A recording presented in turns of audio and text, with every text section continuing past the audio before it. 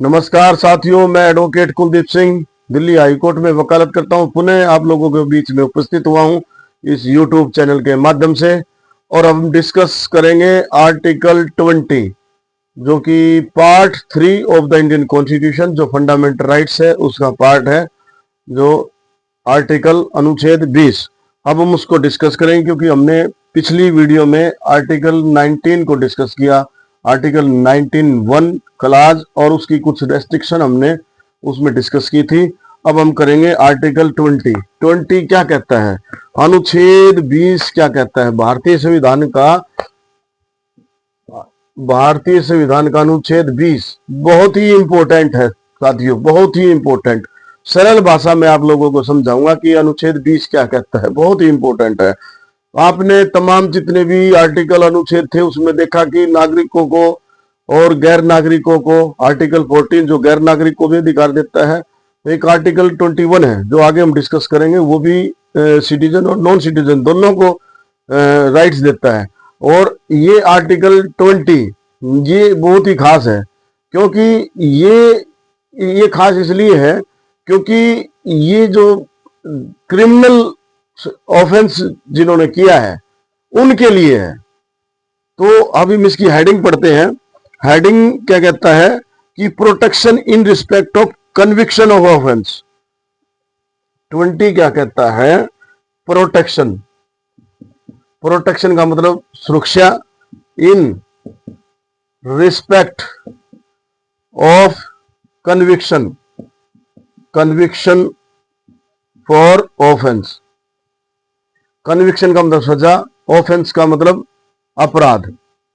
अपराध, कन्विक्शन सजा,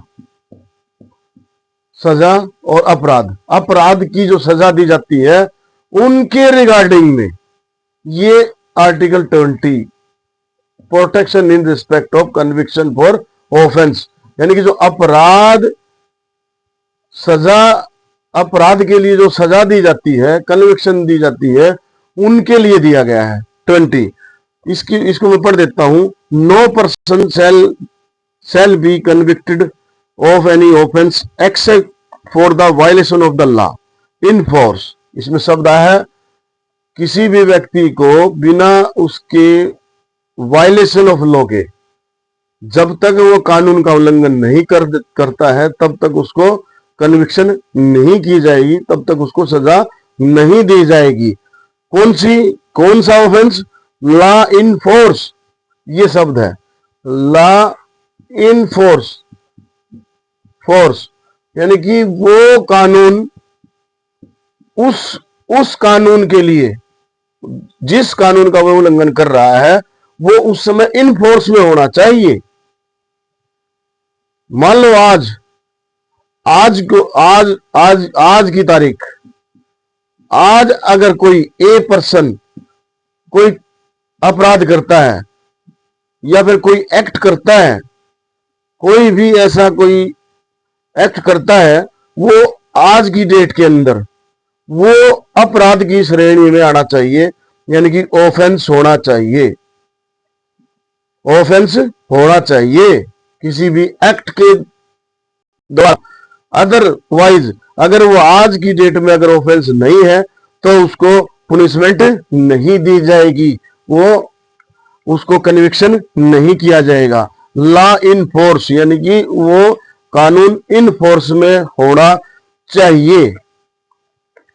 eight the time of commission, यानी कि जिस समय उसने कमीशन किया है, जिस समय उसने कारित किया है, जिस समय उसने वो अपराध किया है, उस समय वो फोर्स में होना चाहिए। Act charge an offence nor be subject to penalty greater than that which might have been inflicted under the law in force at the time of commission of the offence. और उससे ज्यादा नहीं होनी चाहिए। मान लो फॉर एग्जाम्पल किसी अपराध के लिए 4 साल की सजा है, किसी अपराध के लिए 4 साल की सजा है, आज की तारीख में उसने वो अपराध किया है, उसमें 4 ईयर की पुनिशमेंट है, चाहे वो सिंपल हो या रिगरस इम्प्रिजमेंट हो, साधारण सजा हो, इम्प्रिजमेंट हो या फिर रिगरस हो, कठोर कारावास हो। 4 साल है, कुछ भी हो सकती है, 4 साल है, मान लो 4 साल है, तो इससे ज्यादा 5 साल 6 साल 7 साल अगर उसको दी जाती है तो ये इस आर्टिकल का 20 का उल्लंघन है, वायलेशन है। 4 साल है तो 4 साल ही, 4 साल है तो 4 साल ही उसको सजा दी जाएगी, ये आर्टिकल 20 कहता है। इसमें 2-3 चीजें हैं, इसमें 2-3 चीजें आती है, वो मैं आपको बताऊंगा। एक इसमें वर्ड आता है एक्स, एक्स जो है इसमें आता है ex post facto law, ex post facto law, ex post facto law, ये 20(1) के अंदर आता है, 20(1) के अंदर आता है, क्लास 1 के अंदर एक्स पोस्ट फैक्टोला। यानी कि जिस समय उसने अपराध किया है उस समय वो ऑफेंस की डेफिनेशन में आना चाहिए, और उस समय वो इनफोर्स हो, वो अपराध की श्रेणी में हो, और वो कानून फोर्स में हो, लॉ इनफोर्स में होना चाहिए, ये 20(1) कहता है। दूसरा इसमें 20(2) क्या कहता है? 20(2) कहता है double jeopardy, double jeopardy, jeopardy अच्छे से लिख देता हूं मैं इसको, जियो PARDY, पार्डी, डबल जियोपार्डी, यानी कि उसको 2 बार पुलिस नहीं किया जाएगा। इसमें दूसरी एक मैगजीन है, दूसरी मैगजीन है इसमें, वो है नो मैन, ये है मैगजीन है नीमो डेप, DEBET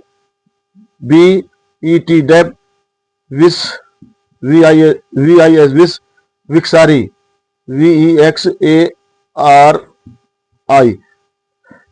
इसका मतलब है no man should be put in twice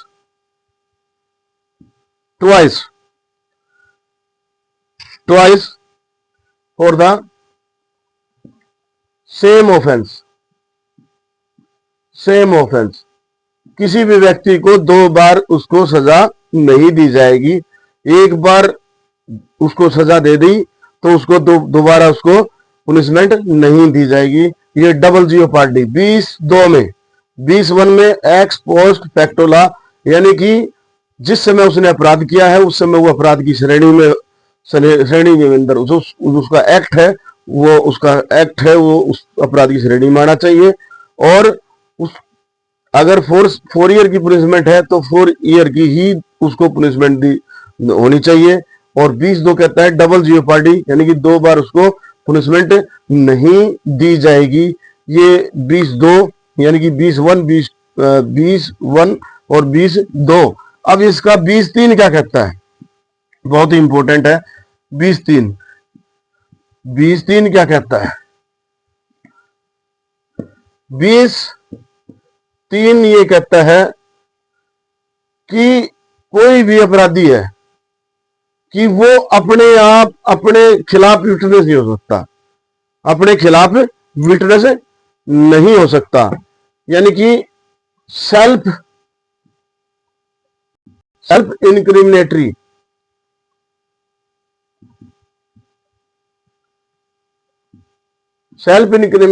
कोई भी, यानी कि अपने खिलाफ कोई भी विटनेस अब नहीं हो सकता। मीनिंग देयर बाय, यानी कि वो खुद के खिलाफ अपनी स्टेटमेंट नहीं दे सकता। यानी कि ये कह सकते हैं कन्फेशन जिसको कहते हैं, कन्फेशन, पुलिस जो स्टेटमेंट लेती है और उससे स्वीकार कराती है कि भी मैंने ये एक्ट किया, मैंने ये अपराध किया है, तो वो 20(3) के अंदर जो है वो इनवैलिड है, अनकॉन्स्टिट्यूशनल है। CRPC अभी तो नया अमेंडमेंट आ गया, BNSS आ गया है, तो उसमें भी सेक्शन 24 और 25 के अंदर, सेक्शन 24 और 25 और 26 के अंदर वो इनवैलिड है। अगर पुलिस के सामने कोई स्टेटमेंट देता है कि मैंने ये अपराध किया है, या फिर पुलिस कबूल करवा लेती है, तो वो इनवैलिड है, अनकॉन्स्टिट्यूशनल है। और ये आपको आर्टिकल 20 का 20(3) जो है आपको राइट देता है। और इसमें बहुत ही एक इंपॉर्टेंट चीज और मैं बताऊंगा आपको, बहुत ही इंपॉर्टेंट चीज है कि 20-3 में ही 20-3 के अंदर ही कुछ समय से narco test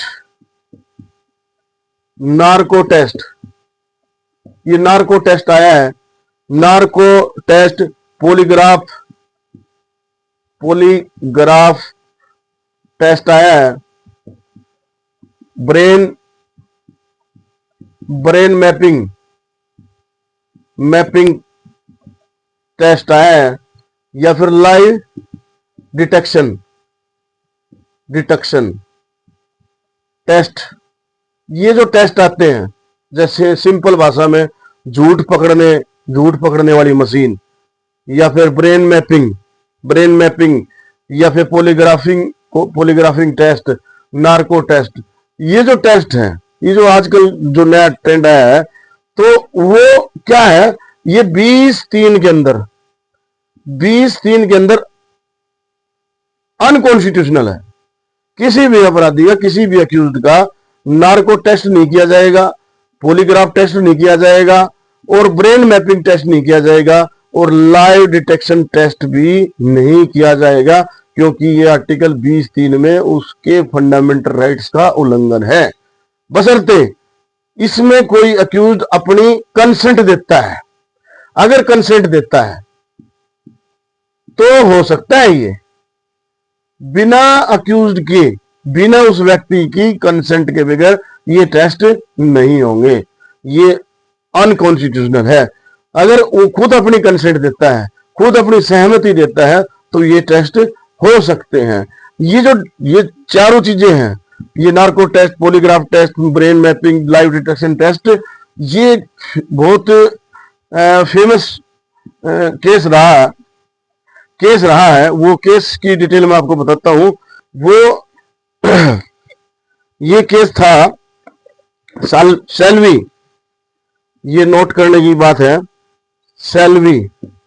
Selvi versus state of Karnataka.